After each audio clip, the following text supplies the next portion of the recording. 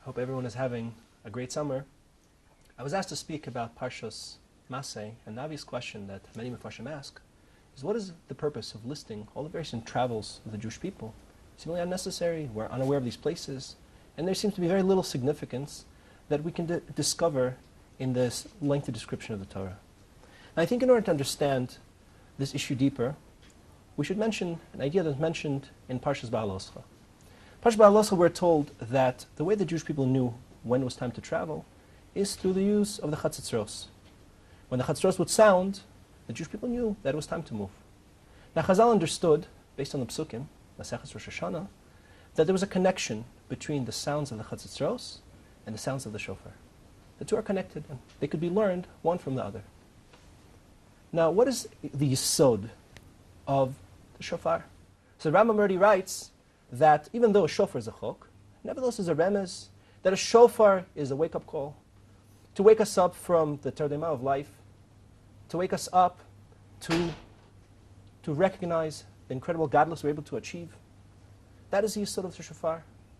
And l'chorah we could suggest that is in reality the yesod of the chatzitzros as well. The Jewish people would travel and then they would have to encamp. And when they would encamp, they would stay in a particular place for days or maybe months. And when a person settles down, they can begin to think that this is really the place that they belong.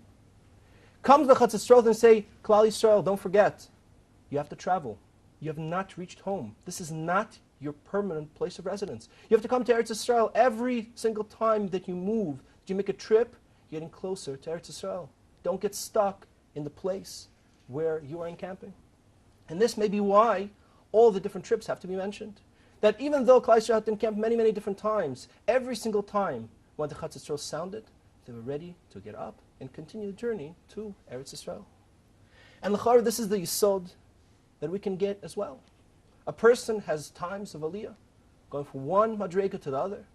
But between the different aliyahs, there are times, and sometimes lengthy periods of time, where there's a time of encampment.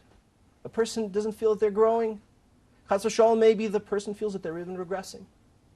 Nevertheless, a person has to seek out the opportunities that show for the chatzitzros to awaken them to go further. Just because a person got into a routine of encampment, they shouldn't stop. They shouldn't give up. They shouldn't think that's normal. They should seek out opportunities to grow further and further.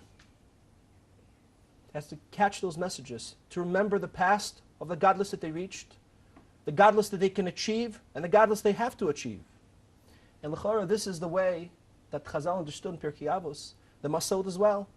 They say, V'chol mi shosek b'talmud Torah, harei zeh mitaleh, a person who is asek b'Torah, constant engagement in Torah, without any interruption, is a person who's elevated. Shneimar, quotes our psukim, M'tana nachliel, menachliel bamos. The travels are not only physical travels, but they're spiritual travels as well.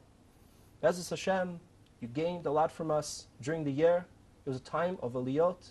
And there are going to be times in your life that you're going to find encampment. You're not going to feel that you're growing, and maybe even feel you've regressed. Do not give up the dream. Do not give up the hope. There are going to be times in encampment, but hear and listen to the opportunities that HaKadosh Baruch Hu is giving all of us all the time to move from one step to the other. Thank you so much, and have a great summer.